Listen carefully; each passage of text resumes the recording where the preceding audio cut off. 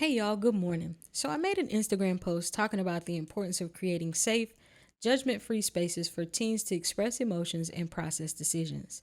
This in turn sparked a post by a friend of mine asking parents of teenagers for advice on creating these spaces. There was some great advice given, but it made me realize that in my original post, I didn't provide enough context, nor did I give any advice in assisting parents in creating these spaces for their teens. So, in this episode, I'm going to talk about what safe spaces are, why they're important, and how we create and maintain those spaces.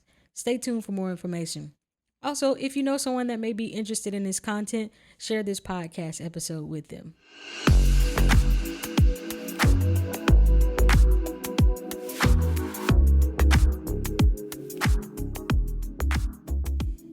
Good morning and welcome to another episode of Introverts Podcast, where we take a deep dive into the importance and the benefits of being intentional on a journey to a better you. I'm AJ Smith and I'm so glad that you decided to click on this episode today. If this is your first time joining the podcast, let me tell you where you can find us. You can find us on the first and third Wednesdays on Stitcher, Spotify, Google Podcasts, and Apple Podcasts. You can find us on Instagram at Introverts Podcast and on Twitter at Introverts Pod.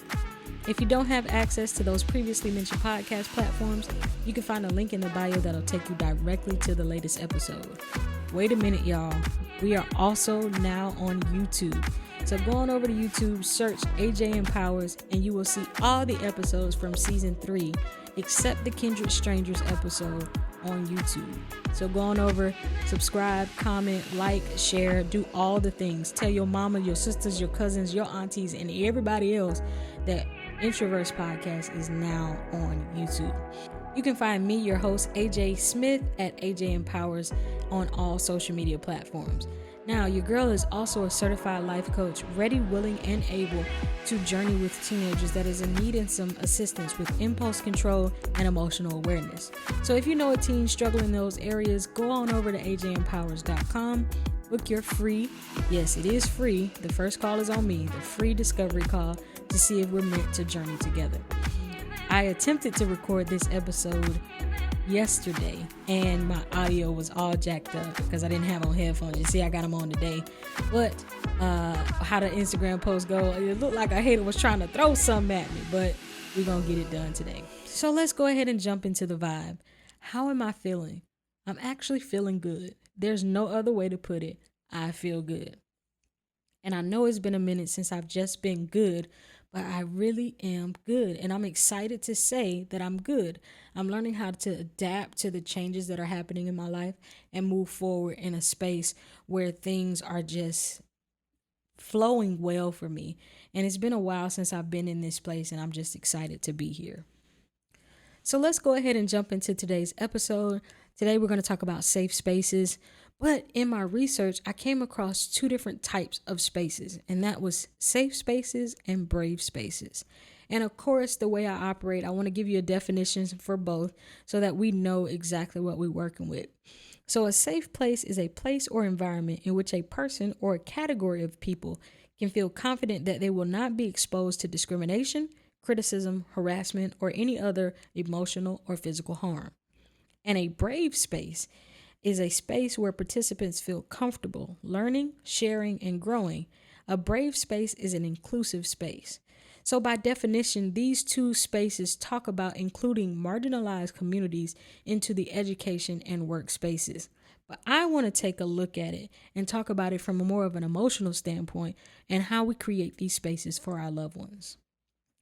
As an educator, and especially now as a life coach, it is essential for me to create safe environments, spaces where people feel comfortable making mistakes and learning. However, after doing some research, I believe what started out as safe spaces transformed into brave spaces where I was able to challenge my clients' thought processes and beliefs. So let's jump into the importance of these 2 spaces. They both are extremely important, but they have different functionalities, and I'm going to talk about that as well. So a safe space is necessary when a person needs to express themselves without the fear of being judged.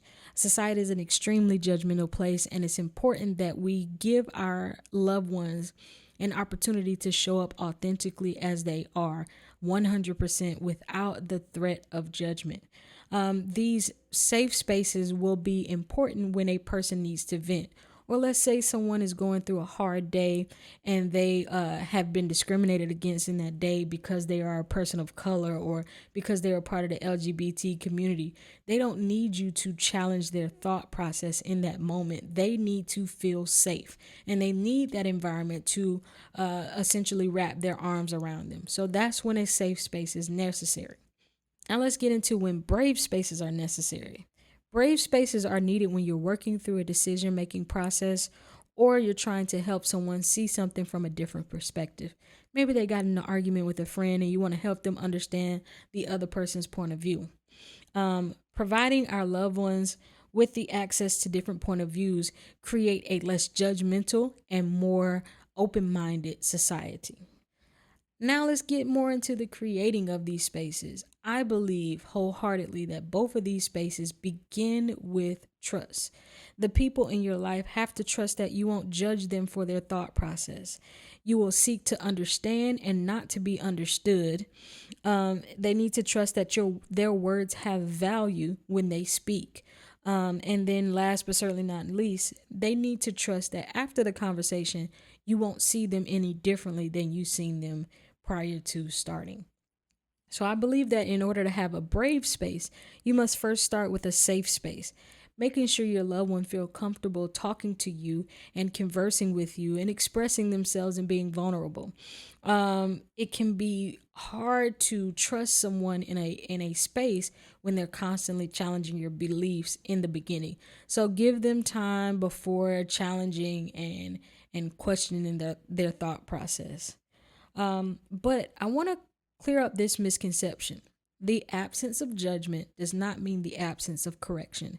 I am not advocating for us to create spaces where people can be wrong and be safe in their wrongness. That's not what safe spaces or brave spaces are for. Correction is absolutely necessary. But when you provide correction, make sure that you're doing so in love. It is our place as a trusted individual in our loved one's life to provide them with some type of guidance and direction in their daily lives. And many times, once you are a trusted individual, trusted an adult in their lives, they're going to seek you out for more information. They're going to seek out your opinion and your guidance when they're struggling a little bit. So last but not least, let's talk about how we maintain these spaces. I believe there's three main things that you have to do in order to maintain the sacred bond that is a safe or brave space. You have to be vulnerable, you have to reflect, and then you also have to apologize. When you are vulnerable and share different examples with your loved ones about your own life, it helps them see you as a human being. The less perfect you seem, and I know this sounds crazy, but the less perfect you seem, the more comfortable they become with sharing their blemishes or mistakes with you. When we talk about reflecting, after each conversation that you have with your loved one that you've created this safe and or brave space with, you have to go back and think about how your actions, your facial expressions, and your advice were perceived. Were your motives pure in those interactions? Were you trying to persuade them in one way or another? Were you being judgmental? So in those spaces, make sure that they remain pure and your intentions are always made known for the betterment of your loved one. Now, if you also realize that your intentions weren't pure in those conversations in your reflection, apologize. I cannot tell you how far and I'm sorry goes when you've harmed or wronged someone, whether intentional or unintentional. So we as human are sometimes subject to judgment, persuasion, and lack of attention. And a simple I'm sorry can restore that safe or brave space. It helps them realize that you also value the space that you all have created together. If you haven't found your safe space or your brave space yet, I will be more than happy. Matter of fact, I will be honored to provide that space for you. You can go on over to ajempowers.com and book your free discovery call to see if we're meant to journey together.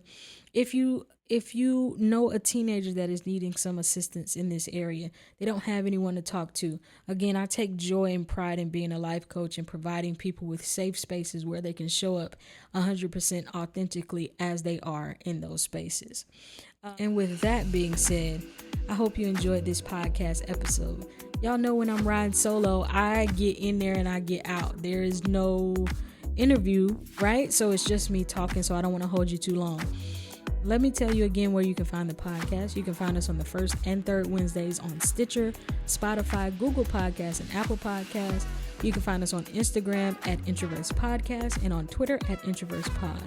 If you don't have access to the previously mentioned podcast platforms, you can find a link in the bio that'll take you directly to the latest episode. The podcast is now on YouTube. Go on over to YouTube, search AJ Empowers, subscribe, like, comment, share, do all of those things. Also tell your mama, sister, cousins, and aunties to go on over to YouTube and subscribe to the YouTube page. You can find me, your host, AJ Smith, at AJ Empowers on all social media. You can also find me at ajempowers.com. I am a certified life coach, ready, willing, and able to journey with teenagers in need of some assistance in impulse control and emotional awareness. So if you know a teen struggling in those areas, go ahead over to ajempowers.com, book your free discovery call, and I would love to journey with you. By the end of this podcast, we hope that you receive something that you can take along the way and help you on your journey. And with that being said, good night, good day, goodbye.